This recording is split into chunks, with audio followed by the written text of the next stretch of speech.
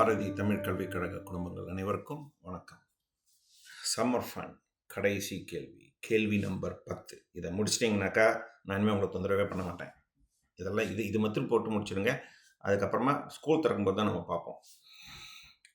இந்த கேள்வி என்ன அப்படின்னா, நான் உங்களுக்கு முதல்ல சொல்லியிருந்த மாதிரி இதில் யார் நிறையா கேள்வி அட்டெம்ப்ட் பண்ணி நல்லா செஞ்சு முதல்ல எல்லா கேள்விக்கும் யார் வராங்களோ அதிலிருந்து நம்ம ப்ரைஸ் வின்னர்ஸை தேர்ந்தெடுப்போம் இல்லையா? ஃபஸ்ட்டு சீக்கிரமாக போடணும்.